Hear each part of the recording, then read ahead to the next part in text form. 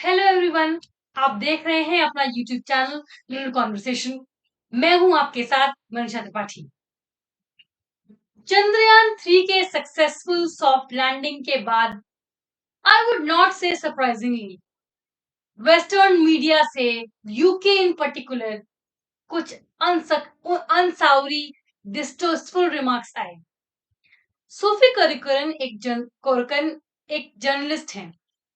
उन्होंने ये रिमार्क किया सोशल मीडिया पे, UK should consider its aid to India in light of India's advanced space program. The UK shouldn't be sending aid to countries with space programs so advanced they can land rockets on the other side of moon. Patrick Christie's GP news के presenter हैं। उन्होंने तो एक कदम जाके आगे चढ़ के बोला, I would like to congratulate India for landing on the dark side of moon. I would also like to now invite India to return 23 billion pounds of foreign aid of money that was sent to them between 2016 to 2023. We are also set to give them 57 million pounds next year, and I think British taxpayers should keep hold of that. Don't you? We should not be giving money to countries with space programs. As a rule, if you can afford to fire a rocket to the dark side of moon, you should not be coming to us with a handout. Handout? माने India हाथ फैलाए खड़ा है UK के आगे। UK के आगे India हाथ फैलाए खड़ा है, ये notion is laughable at best. We are 5th largest economy, they are 6th largest economy. हमसे पीछे खड़े हैं इकोनॉमी के साइज के नाम पे। 2011 में हमारे तत्कालीन फाइनेंस मिनिस्टर प्रणब मुखर्जी ने बोल दिया था बहुत ही साफ शब्दों में that we do not need UK's aid. हमें यूके के एड के यूके के पैसे की जरूरत नहीं है। उन्होंने कहा था कि यूके का जो एड है दे आर पीनट्स, चिल्लर। He said in Rajya Sabha, we do not require the aid. It is peanuts in our total development exercise. Britain खुद ये मान चुका है कि उसका एड कोई इंपैक्ट नहीं करता इंडिया के डेवलपमेंट में। इन a report published in 2011 International Development Committee of UK Parliament, the report was entitled The Future of DFID Program in India. इसके हिसाब से यूके का जो एड है that only has marginal impact on India. जो add का size है वो हमारे ग्रॉस डोमेस्टिक प्रोडक्ट यानी कि जीडीपी का बहुत ही मिनिमल, बहुत ही छोटा सा पार्ट कॉन्स्टिट्यूट करता है। और आज जब हमारी इकोनॉमी का साइज उनसे बड़ा है, ये एड इनकॉन्सिक्वेंशियल है। मार्च 2023 में the Guardian published a report जिसमें कि एक यूके फॉरेन ऑफिस के स्पोक्सपर्सन को कोट किया गया था कि since 2015 UK has not given financial aid to the government of India. Most of the funding is now focused on business investments which help create new markets and jobs for UK as well as India. ये सारे जो comments आ रहे हैं social media पे, I am sure ये सारे facts वो लोग भी जानते होंगे, आखिर वो पढ़े लिखे लोग हैं। तो फिर ये सब रेसिस्ट रैंट्स की जरूरत क्या है? You know, these ignorant racist rants, इनकी क्या जरूरत है? टू सिंपली पुट इट, जलन। उन्हें जलन हो रही है। जब इंडिया आजाद हुआ था, विंस्टन चर्चिल ने कहा था दैट इंडिया खुद को गवर्न नहीं कर सकता, only the sober and resolute forces could. Political analyst जैसे सैम्यूल हनिंगटन, बहुत रिसेंटली बराक ओबामा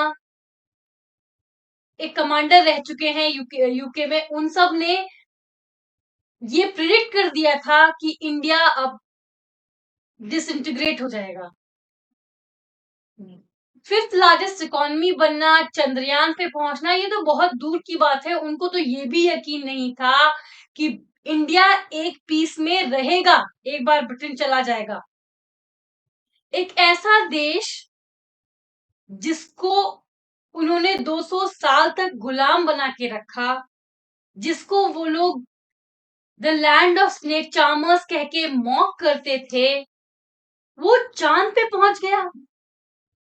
एक ऐसा देश जिस पे राज करने की उन्होंने जस्टिफिकेशन दी थी, व्हाइट मैन्स बर्डन। व्हाइट, उन्होंने, इसका मतलब ये है कि ये गोरे आदमी का, व्हाइट सिविलाइजेशन का ये जिम्मेदारी है, ड्यूटी है कि वो नॉन व्हाइट रेस को सिविलाइज करें, उनको एडवांस करें, उनको डेवलप करें। ये उनका बोझ है, बर्डन। ऐसे में हम लोग चांद पे पहुंच गए जहां यूके अभी तक नहीं पहुंचा, हमारे कॉलोनाइजर्स अभी तक नहीं पहुंचे। और साउथ पोल में हम लोग पहुंचे हैं जहां पे यूएस द ग्लोबल लीडर वो भी नहीं पहुंच पाया है। हमारा space programme, India space programme dwarfs UK space programme. We are the 5th largest economy, they are the 6th largest economy. उनके यहाँ poverty 22% of the population is poor, 14.5 million. On the other hand, India, 145 million Indians have came out of multi-dimensional poverty in last 15 years. 2014 में the New York times ने एक cartoon छापा था जब India Mangalyaan पे जा रहा था। उसमें उन्होंने इंडिया को एक धोती क्लैड आदमी के रूप में दिखाया जो कि भैंस के साथ खड़ा है और दरवाजा खटखटा रहा है स्पेस एलिट क्लब का। ये उनकी सोच थी हमारे बारे में मात्र 9 साल पहले। उनके हिसाब से हम लोगों को तो डिसइंटीग्रेट हो जाना चाहिए था, ध्वस्त हो जाना चाहिए था, नास्ता नाबूद हो जाना चाहिए था। एज दे आर सेइंग, अभी तक उनकी उम्मीद थी कि हम अभी भी उनके आगे हाथ फैलाए खड़े रहेंगे। ऐसा देश उनसे आगे निकल गया, इकोनॉमी में, साइंस में, टेक्नोलॉजी में। एज आई सेड, उन्हें जलन हो रही है। जो यूके है, जब इंडिया पे उन्होंने राज किया अपने 200 साल के राज में, दे हैव लूटेड 45 ट्रिलियन।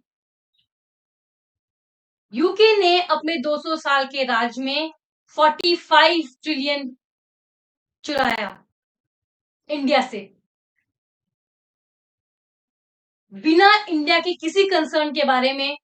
यहाँ पे भुखमरी फैल गई उनकी वजह से, उन्होंने कोई कंसर्न नहीं दिखाया इंडियंस के बारे में। ऐसी सोच थी उन लोगों की, हम वेस्टर्न मीडिया की, वेस्ट की हमारे बारे में मात्र 9 साल पहले। और हम लोग इंडिया की इंडिपेंडेंस को अभी सिर्फ 75 इयर्स हुए हैं और हम लोग यूके से आगे निकल गए हैं इन एवरीथिंग, इकोनॉमी से लेके साइंस एंड टेक्नोलॉजी तक।